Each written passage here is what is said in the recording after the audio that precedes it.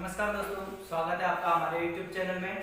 अध्याय 6 को अपन आगे की ओर बढ़ाएंगे। और कल जैसा कि मैंने कहा था कि कल छोटा वीडियो था और रासायनिक अभिक्रिया जो चरण थे वो मैंने एक वीडियो में समझाने के लिए आज के वीडियो को नया किया है। तो अपन देखते हैं कि रासायनिक अभिक्रिया जो समीकरण होती है उसको लिखने के चरण क्या होते हैं। तो अपने चरण बन रहे हैं 11। जैसे एक पेज में दे रखा है बुक में, लेकिन शॉर्ट में बिल्कुल समझोगे तो लिखोगे और लिखोगे तो समझोगे नहीं। इसलिए क्या है, जितना समझोगे ज्यादा लिख सकोगे उसके बारे में। शुरू करते हैं अपन। क्रियाकारक और उत्पाद तो आपका स्पष्ट हो गई, तीर का निशान भी स्पष्ट होगा, कल हो गई थी चर्चा इसके बारे में। क्रियाकारक जो अभिक्रिया में भाग ले रहे हैं उनको तो अपन लिखते हैं तीर के इस साइड में, और तीर का मुंह जिस साइड होता है उस तरफ लिखते हैं अपन उत्पाद। तो फर्स्ट ये कहता है रासायनिक समीकरण लिखने का फर्स्ट चरण कि आपको क्रियाकारक और उत्पाद के बीच में तीर का चिन्ह लगाना है, और उत्पाद इस साइड लिखना है और क्रियाकारक इस साइड लिखना है। अब मान लो आपके पास एक से ज्यादा उत्पाद हो या आप कार्बन और ऑक्सीजन की क्रिया करवा रहे हो, ठीक है, इनको कैसे लिखा जाए? तो अगर उत्पाद एक से ज्यादा हो या क्रियाकारक भी एक से ज्यादा हो तो उनके बीच में प्लस का चिन्ह लगाया जाता है। जैसे मैं यहाँ लिख रहा हूँ C+O2 = CO2, ठीक है।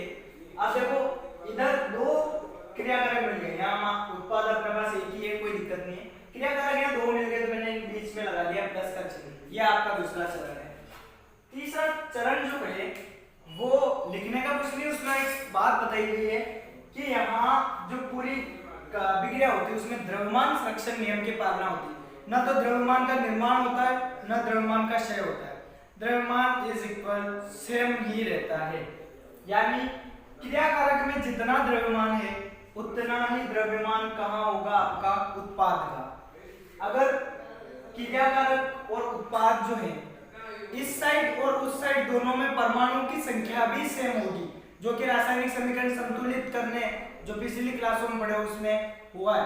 रासायनिक समीकरण संतुलित करना बहुत अनिवार्य है, समीकरण गलत मानी जाती है वरना, क्योंकि यह कहता है कि द्रव्यमान संरक्षण नियम की पालना होती है और दोनों और परमाणुओं की संख्या किससे होती है? सेम, क्रियाकारक और उत्पाद में भी।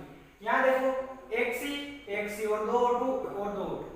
मान लो ऐसी कोई अभिक्रिया मैं आगे समझा रहा हूँ, तो देखो यहाँ अगर संतुलित नहीं है समीकरण, या तो संतुलित है दोनों तरफ सेम है, यानी यहाँ पे इधर भी द्रव्यमान सेम है इधर भी द्रव्यमान सेम है, कोई क्षय कोई निर्माण नहीं हुआ।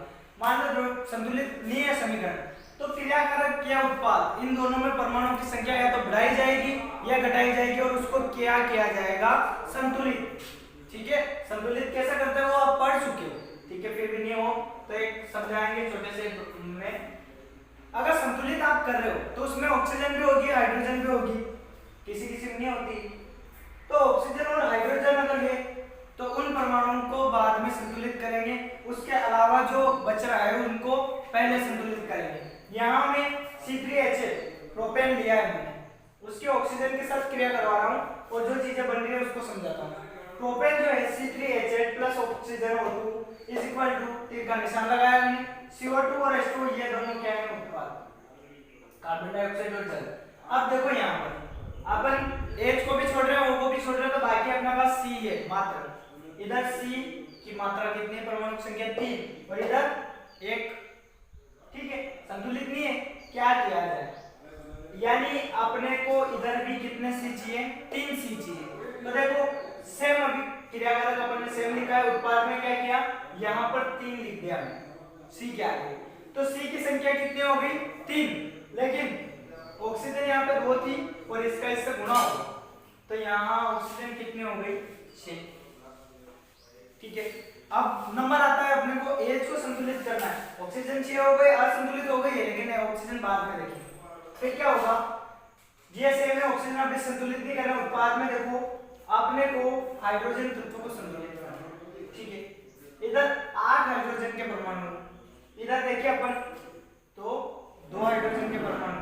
अब मैंने इधर इसके लगाया है 4 गुना में किया है, तो 4 गुनी यहाँ कितने हो गए? 8।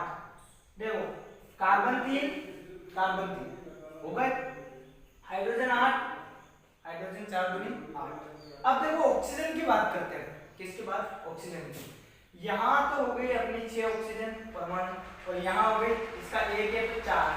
6 और 4 10 ऑक्सीजन के परमाणु आपके उत्पाद में है। और देखा जाए क्रियाकारक में तो 2 ऑक्सीजन आपके क्रियाकारक में।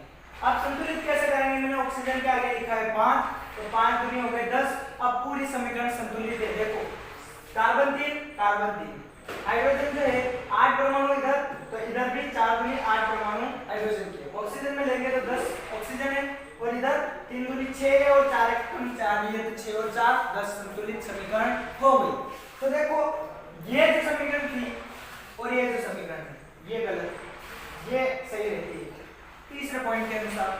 ठीक है, अगर मान लो आप जो समीकरण लिख रहे हो उसमें अवस्था है, अवस्था का मतलब समझते हो 3 प्रकार की अवस्था होती है, ठोस, द्रव या गैस। अगर ठोस अवस्था है तो उस तत्व के कोष्ठक में अपन लिखेंगे, अगर ठोस है तो S, गैस है तो G और द्रव है तो L। सारी चीजें स्मॉल है, ये याद रखने की जरूरत है। मान लो CO2 लिख रहे हो आप, तो इसके कोष्ठक में क्या लिखोगे? S, G या L। CO2 क्या है? गैस है, तो अपन कोष्ठक में क्या लिखेंगे? G। समझ में आई बात? ऑक्सीजन लिख रहे हैं तो भी G। इस प्रकार से अगर द्रव्य है तो अपन उसके कोष्ठक में L लिख देंगे, ठोस है तो S लिख देंगे। ओके, सातवां पॉइंट देखते हैं अपन। अगर मान लो अभिकारक या उत्पाद आपकी जो समीकरण है उसमें उसका जलीय विलयन लिया गया है, अभिकारक या उत्पाद दोनों में से, तो जलीय विलयन जो चीज है उसके कोष्ठक में आप AQ लिखोगे। जैसे इनकी अवस्था है वैसी AQ होगी जलीय विलयन की अवस्था। ठीक है, आगे देखो 8वां पॉइंट। यदि अभिक्रिया उत्क्रमणीय हो, उत्क्रमणीय का मतलब दोनों दिशा में, अनुत्क्रमणीय एक दिशा में, उत्क्रमणीय यानी इस साइड भी हो सकती है और रिवर्सेबल भी हो सकती है। उस स्थिति में आप अभिक्रिया के बीच में एक तीर का निशान न लगा के इस प्रकार का निशान लगाओगे, यानी ये अभिक्रिया इस दिशा में भी चल सकती है, इस दिशा में भी चल सकती है। अभिकारक या क्रियाकारक से उत्पाद भी बन सकते हैं और उत्पाद को तोड़ के वापिस अभिक्रिया या क्रियाकारक भी बन सकता है। 9वां पॉइंट लेंगे, आवश्यक ताप और दाब। ताप और दाब होता है अभिक्रिया में, गर्म करते हैं तो ताप, प्रेशर डालते हैं तो दाब। तो तीर का निशान जो होता है आपका, उसके ऊपर ताप या दाब की मात्रा लिखी जाती है। ठीक है, अब देखो अगर मान लो अभिक्रिया ऊष्माशोषी है या ऊष्माक्षेपी है, तो ऊष्माक्षेपी क्या अगर तो अपन लगाएंगे प्लस का चिन्ह, ऊष्माशोषी है तो माइनस का चिन्ह, और फिर लिखेंगे ऊष्मा की मात्रा, डेल्टा निशान होता है इसका, ये सिंबल है। ठीक है, अब देखो मान लो ऊष्माक्षेपी है तो अपन कोई भी अभिक्रिया है तो उसमें प्लस लगाया और यहाँ मान लो अपन ने ऊष्मा की कोई भी मात्रा लिख दी।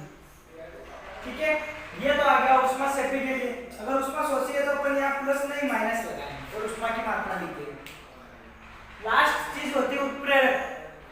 कोई भी अभिक्रिया संपादित करते हैं, अगर उसमें किसी आवश्यक चीज की मात्रा लगानी पड़ रही है, जो अभिक्रिया में भाग नहीं ले रहा है लेकिन उसको प्रभावित कर रहा है, जरूरत है उसकी, तो उसको कहते हैं प्रेरक, और उसको भी ताप या दाब के साथ लिखा जाता है तीर के निशान के। यह आपके अभिक्रिया लिखने के ज्यादा चरण है, शॉर्ट में आप करोगे तो जैसे मैंने बोला है आराम से याद हो जाएगा, कोई दिक्कत नहीं। ठीक है, अब देखो रासायनिक समीकरण जो होती है उसकी कुछ सीमाएं, ठीक है, यानी सॉरी विशेषताएं, पहले विशेषता लेंगे फिर सीमाएं लेंगे। विशेषताएं क्या होती है कि क्रिया, जो भी चीज अपन लिख रहे हैं अभिक्रिया करवा रहे हैं, उसमें क्रियाकारक कौन भाग ले रहा है, उत्पाद कौन बन रहा है, अणुओं की संख्या, द्रव्यमान, हर एक प्रकार की जानकारी आपको मिल जाती है। दूसरा पदार्थ की भौतिक अवस्था यानी ठोस, द्रव या गैस, कोष्ठक में देख लेंगे अपन, डायरेक्ट ही मिल जाएगा, गैस है ठोस है द्रव, एस होगा ठोस है, गैस होगी जी है, द्रव होगा तो एल है, जलीय विलयन होगा तो AQ है, पता चल जाएगा देखते ही। ताप और दाब उत्प्रेरक की जानकारी कहां से मिलेगी? आप इसका निशान देखा कितना ताप दाब या उत्प्रेरक है, फटाफट देख लेंगे। ऊष्माक्षेपी है, ऊष्माशोषी, इसकी जानकारी भी मिलती है, कैसे? प्लस का चिन्ह लग रहा है ऊष्मा की मात्रा है तो ऊष्माक्षेपी हो गई, माइनस का चिन्ह लग रहा है और ऊष्मा लिखी हुई है तो ऊष्माशोषी हो गई। ठीक है, उत्क्रमणित की जानकारी कैसे मिलेगी? निशान से, इधर है तो दिशा इधर है, इधर है तो दिशा इधर है, और दोनों है तो दोनों दिशाएं। अब देखो इतनी अच्छी चीजों में कमियां हर एक जगह होती है, आप में भी कमी, मेल में भी कमी, लोग निकाल देने से, वैसे इसकी भी कुछ कमियां निकाल दी लोगों ने, 2 कमियां निकाली है।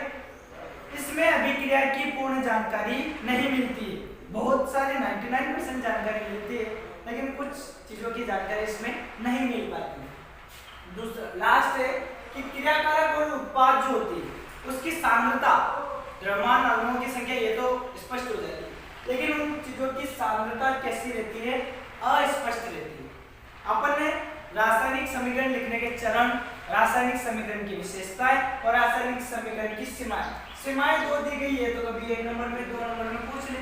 बाकी रासायनिक समीकरण की विशेषता और लिखने के चरण पहले भी क्वेश्चन पूछा गया है और अब भी क्वेश्चन पूछे जा सकते हैं, तो आप इस टॉपिक को भी बहुत अच्छे से तैयार करें।